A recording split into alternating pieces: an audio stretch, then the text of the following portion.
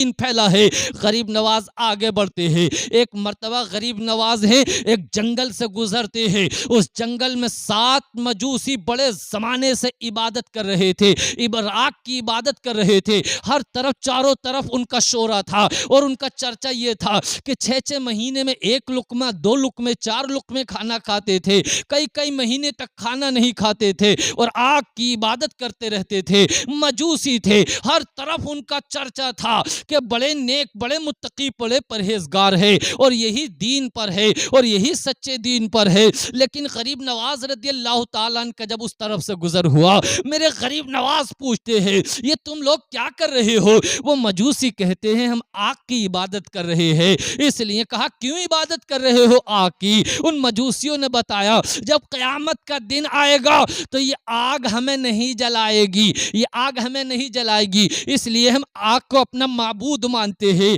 آگ کو ہم معبود مانتے ہیں۔ اے میری قوم کے لوگوں، آج بھی ہمارے ہندوستان میں خدا کے ہونے اور نہ ہونے پر ڈیبیٹ کی جا رہی ہے، خدا ہے یا نہیں ہے۔ میرے پیارے بہت سے لوگ ہیں، دلیلیں اپنی جگہ ہیں، دلائل اپنی جگہ ہیں، لیکن میری قوم کے لوگوں، نظام الدین رامپوری تو یہ کہتا ہے، نظام الدین رامپوری تو یہ کہتا ہے ارے خدا کے ہونے پر دلیلیں مت دو، بلکہ یہ کہہ دو بغیر دلیل کے ہم خدا کو ایک مانتے ہیں اور خدا کو بغیر دلیل کے مانتے ہیں۔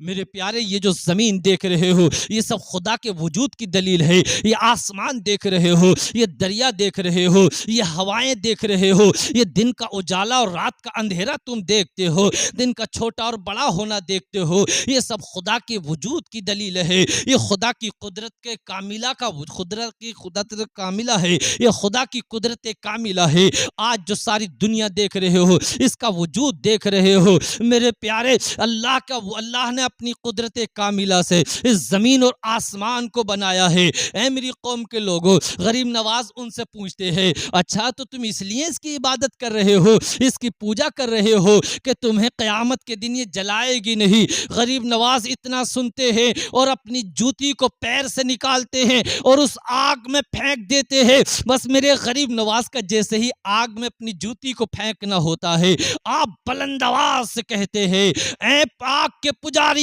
دیکھو تم اس کو پوج رہے ہو تم اس لیے کہ تاکہ تمہیں قیامت کے دن نہ جلائے، لیکن دیکھو یہ تمہیں تو مجھے یہ میری جوتی کو بھی نہیں جلا سکتی ہے۔ غریب نواز نے جب اتنا کہا اور ان آتش پرستوں نے، ان مجوسیوں نے جب غریب نواز کی جوتی کو دیکھا تو میرے پیارے جوتی کا بال بھی نہیں جلایا تھا، جوتی ایسی ہی سلامت تھی۔ میرے پیارے وہ سب کے سب حیرت میں پڑ جاتے ہیں، ان کی آنکھ کھل جاتی ہے اور غریب نواز کے قدموں پہ آ کر گر جاتے ہیں اور عرض کرتے ہیں غریب نواز آپ جس دین کا کلمہ پڑھتے ہو وہی دین حق اور سچ ہے۔ غریب نواز کی بارگاہ میں آ جاتے ہیں اور عرض کرتے ہیں غریب نواز کلمہ پڑھائیے اور مسلمان کر لیجئے۔ وہ تمام کے تمام لوگ کلمہ پڑھتے ہیں، غریب نواز کلمہ پڑھاتے ہیں تو میرے پیارے غریب نواز کی نظر کرم پڑتی ہے، میرے پیارے مجوسی ایمان لے کر آ جاتے ہیں، ہمیشہ کے لیے دین حق کے راستے پر چل پڑتے ہیں۔ یہی تو دین ہے، یہی تو دین کی حقانیت ہے، یہی تو رسول اللہ کی شریعت پر عمل کرنے کی وجہ ہے کہ جو رسول اللہ کی شریعت پر عمل کرتا ہے، قرآن پر عمل کرتا ہے، نماز کی پابندی کرتا ہے اور ایک آل رسول اولاد رسول غوث پاک کی اولاد میرے پیارے حسنی حسینی سید ہیں غریب نواز، میرے پیارے نظر کرم کی ہے، نظر ولایت ڈالی ہے اور ایمان کی دولت عطا مل گئی ہے۔ ایمان کی دولت وہ ہے کہ میرے پیارے ساری دنیا کی دولتیں ایک پلے میں رکھ دی جائیں، لیکن میرے پیارے وہ ایمان کی وہ تمام دولتیں بھی ایمان کے ایک ذرے کی برابر نہیں ہو سکتی ہے۔ اس لیے میرے آقا کریم صلی اللہ علیہ وسلم ارشاد فرماتے ہیں جب قیامت کا دن آئے گا گناہگاروں کو گناہوں کی وجہ سے جہنم میں ڈال دیا جائے گا، جس کے پاس ایمان نہ ہوگا وہ ہمیشہ دوزخ میں رہے گا، اور جس کے پاس ایک ذرہ برابر اگر ایمان ہوگا تو میرے پیارے حبیب مصطفیٰ جان رحمت اس کی شفاعت کریں گے اور داخل جنت کرائیں گے۔ تبھی تو میرے پیارے علم و حکمت کے تاجدار امام عشق و محبت رضی اللہ تعالیٰ عنہ فرماتے ہیں، میرے پیارے فرماتے ہیں وسعتیں دی ہیں خدا نے دامن محبوب کو، جرم کھلتے جائیں گے اور وہ چھپاتے جائیں گے۔ غریب نواز رضی اللہ تعالیٰ عنہ کی ذات بہت بلند اور پائیدار ذات ہے۔ میرے پیارے، اولیاء کرام کی وہ ذات ہوتی ہے کہ انہیں جہاں پکارو وہاں حاضر ہو جاتے ہیں، اور اولیاء کرام کو پکارنا، انبیاء و مرسلین کو مدد کے لیے پکارنا بلا شبہ یہ جائز ہے، اس لیے کہ حقیقی مددگار تو ہم اللہ ہی کو سمجھتے ہیں، لیکن اللہ نے اپنے ولیوں کو یہ طاقتیں عطا فرمائی ہیں، انبیاء و مرسلین کو یہ طاقتیں عطا فرمائی ہیں کہ وہ اللہ کے بندوں کی مدد کرتے ہیں۔ میرے پیارے، ایک مرتبہ جب دہلی میں قطب الدین بختیار کاکی رحمت اللہ علیہ رہ رہے تھے، اور آپ کے تقوی اور پرہیزگاری کی تمام دہلی میں اور آس پاس کے تمام علاقوں میں شہرت ہونے لگی کہ ایک بہت بڑے نیک اللہ کے بندے ہیں، میرے پیارے، تو کچھ حاسدین آپ کے حسد میں جلنے لگے، کچھ میرے پیارے بغض رکھنے والے بغض میں جلنے لگے، دشمن پیدا ہو گئے، اور انہوں نے پلان بنا لیا کہ بختیار کاکی کے تقوی اور پرہیزگاری کی چاروں جانب بڑی شہرت ہو رہی ہے، ان کے تقوی کو ذلیل کرائیں گے، انہیں ذلیل و رسوا کر دیں گے۔ میرے پیارے، کچھ دشمنوں نے ایک ٹولی بنائی اور ایک عورت کو کچھ پیسوں کا لالچ دیا کہ تم ایسا کرنا کہ بادشاہ کے دربار میں جا کے قطب الدین بختیار کاکی پہ ایک الزام لگاؤ کہ میرے پیٹ میں جو بچہ ہے یہ قطب الدین بختیار کاکی رحمت اللہ علیہ کا ہے۔ آخر وہ عورت بدکار عورت، وہ فاحشہ عورت میرے پیارے شمس الدین التمش بادشاہ کی بارگاہ میں پہنچ جاتی ہے، اور پہنچنے کے بعد کہتی ہے، اور بڑا زار و قطار روتی ہے، بڑی پریشان ہو کر کہتی ہے، اے بادشاہ میرا نکاح کر دو، میں بڑی تکلیف میں ہوں، میں بڑی پریشانی میں ہوں۔ بادشاہ کہتے ہیں تو کس پریشانی میں ہے اور تیرا نکاح کیوں کر دوں، اور تیرا نکاح کس سے کر دوں؟ وہ کہتی ہے میرے پیٹ میں جو یہ بچہ ہے یہ قطب الدین بختیار کاکی کا ہے، انہوں نے مجھ سے زنا کیا ہے، معاذ اللہ نعوذ باللہ، یہ کہتی ہے کہ مجھ سے زنا کیا ہے انہوں نے، یہ بچہ انہی کا ہے۔ جب اتنا کہتی ہے تو خواجہ بختیار کاکی کا بھی شرم سے سر جھک جاتا ہے، وہاں کے جو ملازمین تھے، وہاں کے جو کارندے تھے، ان کا بھی سر جو ہے شرم سے جھک جاتا ہے۔ بادشاہ پوچھتا ہے کہ ایسا ہی حقیقت ہے؟ جب خواجہ بختیار کاکی رحمت اللہ علیہ جب اس بات کو سنتے ہیں آپ بڑے پریشان ہو جاتے ہیں، آپ پریشانی کے عالم میں اپنے پیر و مرشد خواجہ غریب نواز رضی اللہ تعالیٰ عنہ کو پکارتے ہیں، اور پکارنے کے بعد کہتے ہیں نظر کرم فرمائیے، نظر کرم فرمائیے۔ بس پکارنا تھا، کیا دیکھتے ہیں کہ خواجہ غریب نواز رضی اللہ تعالیٰ عنہ تشریف لے کر آ رہے ہیں، پوچھتے ہیں اے میرے خلیفہ، اے قطب الدین بختیار کاکی کیوں بلایا ہے؟ جب اتنا دیکھتے ہیں قطب الدین بختیار کاکی اور بادشاہ شمس الدین التمش اتنا دیکھتے ہیں، جلدی سے خواجہ غریب نواز کی دستبوسی کرتے ہیں، آپ کو بٹھاتے ہیں، سلام و مصافحہ اور معانقہ ہوتا ہے۔ میری قوم کے لوگوں توجہ کی ضرورت ہے، جب غریب نواز کی طاقت کا یہ عالم ہے کہ اپنے مرید کی آواز کو سن کر، اپنے مرید کے استغاثے کو سن کر، اپنی مرید کی التجا کو سن کر بجمیر سے چند لمحات میں جب دہلی آ سکتے ہیں تو نظام الدین رام پوری کا یقین ہے کہ اب پیارے آقا کو اللہ نے کتنی طاقت عطا فرمائی ہوگی، آپ کو کتنی طاقت عطا فرمائی ہے، آپ کو میرے پیارے کتنی طاقت عطا فرمائی ہے۔ میرے آقا کے لیے کوئی چیز دور نہیں ہے، میرے آقا کا عالم تو یہ ہے کہ زمین کے نیچے بھی دیکھتے ہیں، آسمان کے اوپر بھی دیکھتے ہیں۔ آپ کے چاہنے والے، میرے آقا کے چاہنے والے، آپ کے امتی جہاں جہاں پکارتے ہیں میرے آقا وہاں ان کی مدد کے لیے آ جاتے ہیں۔ تبھی تو امام عشق و محبت پکار کر کہتے ہیں میرے کریم سے گر قطرہ کسی نے مانگا، دریا بہا دیے ہیں، دروے بہا دیے ہیں۔ خواجہ بختیار کاکی نے دیکھا، بادشاہ شمس الدین التمش نے دیکھا کہ غریب نواز حاضر ہیں، تو میرے پیارے غریب نواز نے پرزور آواز میں کہا، اے خاتون، اے فاحشہ خاتون، تو نے ان دوسرے لوگوں کے کہنے میں، لالچ میں، مال دولت کے لالچ میں میرے قطب الدین بختیار کاکی پر الزام لگایا ہے۔ اس الزام کو ابھی صاف کیا جائے گا، ابھی تیرے پیٹ کے اندر جو بچہ ہے یہ گواہی دے گا۔ غریب نواز اشارہ کرتے ہیں اس عورت کے پیٹ کی طرف کہ بتا بچے تیرا باپ کون ہے؟ وہ بچہ کہتا ہے میرا باپ خواجہ بختیار کاکی رحمت اللہ علیہ نہیں ہے، بلکہ میرا باپ تو کوئی اور ہے۔ وہ عورت شرمندہ ہو جاتی ہے، تمام ملازمین شرمندہ ہو جاتے ہیں، ارے یہ کیا ہوا، یہ معاملہ کیسا ہوا؟ میرے پیارے یہ خاتون ہاتھ جوڑتی ہے، معافی طلب کرتی ہے، میرے غریب نواز وہاں سے رخصت ہو جاتے ہیں۔ اے میری قوم کے لوگوں، اولیاء کرام کی طاقت کا عالم یہ ہے، اولیاء کرام کی طاقت کا عالم یہ ہے کہ وہ اپنی محبت رکھنے والوں کو کسی مقام پہ پیچھے نہیں چھوڑتے ہیں، اپنے چاہنے والے کو کسی مقام پہ دور نہیں چھوڑتے ہیں، اپنے محبت کرنے والے کو کسی مقام پہ تنہا اور اکیلا نہیں چھوڑتے ہیں، بلکہ میری قوم کے لوگوں اپنے چاہنے والوں کی ہر جگہ مدد کرتے ہیں، اپنے چاہنے والوں کی ہر جگہ مدد کرتے ہیں۔ غریب نواز وہ ذات ہے جنہوں نے اپنوں پر بھی نظر کرم کی ہے، جس نے غیروں پر بھی نظر کرم کی ہے۔ غریب نواز رضی اللہ تعالیٰ عنہ کا ایک دن روزے انور پہ ایک غریب، ایک میرے پیارے ایک بیمار شخص آتا ہے جو کہ غیر مسلم ہوتا ہے، اس کے سارے بدن میں پھپولے پڑے ہوئے ہیں، اس کے بدن میں میرے پیارے بہت زیادہ بیماری ہے، بڑے موٹے موٹے پھلک اور چھالے پڑے ہوئے ہیں۔ آپ کے مزار اقدس پر آتا ہے اور آنے کے بعد عرض کرتا ہے یا غریب نظر کرم فرمائیے، میرے جسم میں بڑی آگ لگی ہے، مجھے بڑی کھجلی مچ رہی ہے، مجھے بڑی پریشانی ہو رہی ہے۔ اعلیٰ حضرت فاضل بریلوی بیان فرماتے ہیں وہ ایک دن آیا پھر چلا گیا، دوسرے دن آیا پھر چلا گیا،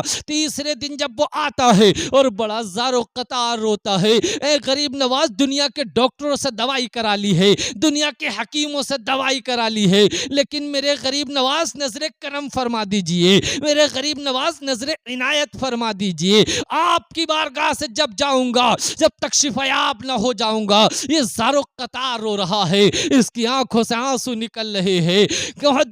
روایت کرنے والے بیان کرتے ہیں کہ تیسرے دن میں جب اس شخص نے دعائے خیر کی، اللہ نے اس کو ایسی شفا عطا فرمائی، ایسی شفا عطا فرمائی کہ کبھی اس کو وہ بیماری نہ ہوئی۔ تبھی تو کسی نے کہا ہے نگاہ ولی میں وہ تاثیر دیکھی اور بدلتی ہزاروں کی تقدیر دیکھی۔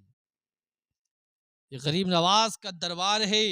جہاں ہر کسی کو، ہر ایک پر نظر کرم کی جاتی ہے، ہر ایک پر دریائے کرم بہایا جاتا ہے، نگاہ ولایت ڈالی جاتی ہے۔ غریب نواز رضی اللہ تعالیٰ نے اپنی خانقاہ شریف میں بیٹھے ہوئے ہیں اور اپنی خانقاہ شریف میں بیٹھے ہوئے ہیں، کسی میرے پیارے ایک ظالم آتا ہے، ایک بدماش اپنی آستین میں چاقو لے کر آتا ہے اور آنے کے بعد اس کا ارادہ یہ ہوتا ہے کہ میں غریب نواز کو قتل کر دوں گا، میں غریب نواز کی جان لے لوں گا۔ لوگ اس لیے کہ بہت سے غیر مسلم جو تھے، جو بہت سے بے دین لوگ تھے، وہ یہ چاہتے تھے کہ غریب نواز یہاں سے چلے جائیں۔ میرے پیارے یہ ظالم اپنی آستین میں چاقو لے کر آیا اور چاقو لانے کے بعد یہ چاہتا تھا کہ غریب نواز کو قتل کر دوں، غریب نواز کے اوپر حملہ کر دوں۔ غریب نواز نے میرے پیارے اس کے ارادے کو بھانپ لیا۔ جیسے ہی یہ شخص قریب آتا ہے، غریب نواز رضی اللہ تعالیٰ عنہ فرماتے ہیں جو تیرا ارادہ ہے وہ پورا کام کیوں نہیں کرتا ہے؟ وہ ارادہ پورا کر لے، وہ کام پورا کر لے جس کا تیرا ارادہ ہے، جس کام کے ارادہ کو تو چاہتا ہے اس کام کو پورا کر لے۔ غریب نواز رضی اللہ تعالیٰ نے جب اتنا کہا،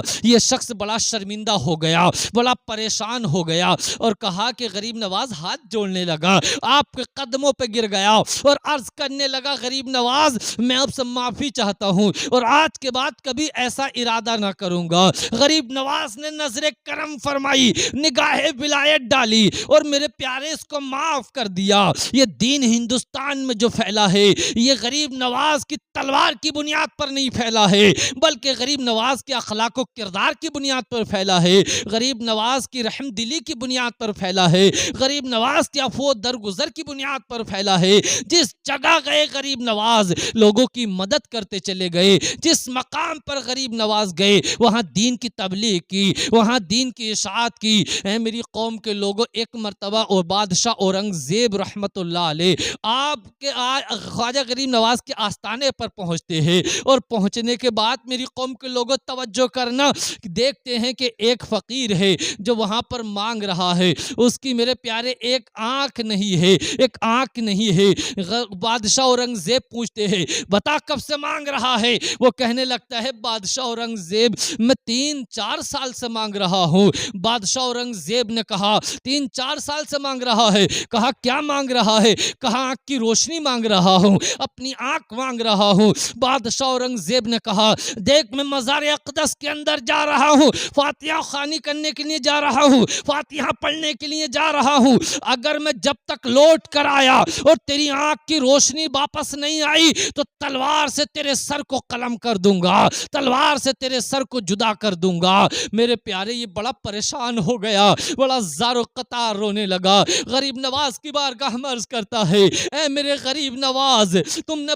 بڑوں کو نوازا ہے، تم نے سب پر میرا کرم کیا ہے، آپ میری آنکھ پر نظر کرم کر دیجئے۔ خدا کی قدرت کاملہ دیکھو، اللہ کی قدرت کا کمال دیکھو، غریب نواز کی نظر کرم دیکھو۔ میرے پیارے اس کی آنکھ کی روشنی آ گئی ہے۔ اورنگزیب رحمت اللہ علیہ جب نکل کر آئے پوچھا کیا تیری آنکھ کی روشنی آ گئی ہے؟ یہ شخص کہنے لگا ہاں میری آنکھ کی روشنی آ گئی ہے، ہاں میری آنکھ کی روشنی آ گئی ہے۔ اے میری قوم کے لوگوں، یہ نگاہ ولی کی تاثیر تھی، یہ نگاہ ولی کی تاثیر تھی، نگاہ ولی میں وہ تاثیر دیکھی اور بدلتی ہزاروں کی تقدیر دیکھی۔ اے میری قوم کے لوگوں، اولیاء کرام کے دامن کو مضبوطی سے پکڑ لو، اولیاء کرام سے محبت کرو، اولیاء کرام سے جب تم محبت کرو گے، اولیاء کرام کے دامن کو پکڑے رہو گے تو انشاءاللہ مجھے یقین ہے کہ دنیا بھی آباد ہو جائے گی اور تمہاری آخرت بھی آباد ہو جائے گی۔ غریب نواز رضی اللہ تعالیٰ عنہ کی ذات بابرکت وہ ذات ہے کہ جس نے اس ہندوستان کے مومنوں اور مسلمانوں کے لیے بہت کچھ عطا کیا ہے، اور غریب نواز کے دربار میں آج بھی نہ جانے کتنے لوگ جاتے ہیں اور جانے کے بعد اپنی مرادوں کو پا کر آتے ہیں۔ غریب نواز رضی اللہ تعالیٰ عنہ میرے پیارے جب آپ کا آخری وقت آتا ہے، غریب نواز کا جب آخری وقت آتا ہے تو میرے پیارے آپ اپنے اسی کمرے میں اسی حجرے میں عبادت کیا کرتے تھے جس جگہ آج آپ کا مزار اقدس ہے۔ غریب نواز رضی اللہ تعالیٰ عنہ عبادت کرتے رہتے تھے۔ آخری دنوں میں جب بیماری کی حالت ہونے لگی، آپ کی جب عمر کافی ہو گئی اور جب آپ کی میرے پیارے موت کا وقت قریب آنے لگا، وصال کا وقت قریب آنے لگا، تو آپ نے میرے پیارے اسی رات میرے پیارے آپ اپنے حجرے میں چلے جاتے ہیں اور میرے پیارے خادموں سے منع کر دیتے ہیں کہ میرے دروازے کو مت کھولنا۔ اسی رات نہ جانے کتنے اولیاء کرام نے، علماء کرام نے خواب دیکھا کہ آقا کریم صلی اللہ علیہ وسلم کسی کا انتظار کر رہے ہیں۔ پوچھنے والوں نے پوچھا کہ آقا آپ کس کا انتظار کر رہے ہیں؟ تو میرے آقا نے فرمایا کہ معین الدین چشتی کی پاک روح آنے والی ہے، میں اس کا انتظار کر رہا ہوں۔ میرے پیارے رات کی رات گزر رہی ہے، حق صدائیں بلند ہو رہی ہیں، اللہ اللہ کی صدائیں بلند کر رہے ہیں غریب نواز، لیکن جب فجر کا وقت آتا ہے، صبح کا وقت آنے والا ہوتا ہے تو میری قوم کے لوگوں اللہ اللہ کی صدائیں رک جاتی ہے۔ خادم دیوار توڑ کر، دروازہ توڑ کر اندر جاتے ہیں، کیا دیکھتے ہیں کہ غریب نواز کا وصال ہو چکا ہے اور آپ کی پیشانی پر لکھا تھا ھذا حبیب اللہ مات فی حب اللہ، یعنی یہ اللہ کا حبیب تھا جو اللہ کی محبت میں انتقال کر گیا۔ اے میری قوم کے لوگوں، غریب نواز اس دنیا سے چلے گئے لیکن ان کا فیضان آج بھی جاری ہے۔ غریب نواز بظاہر اس دنیا سے تشریف لے گئے، ان کا کرم آج بھی ہے۔ جس بستی میں جا کے دیکھو غریب نواز کے جھنڈے بلند کیے جاتے ہیں، غریب نواز کا نام لیا جاتا ہے۔ اے میری قوم کے لوگوں، غریب نواز کی محبت کو صحیح معنی میں اپنے دل میں بساؤ۔ غریب نواز کی محبت سچی یہ ہے کہ اپنے والدین کی خدمت کرو۔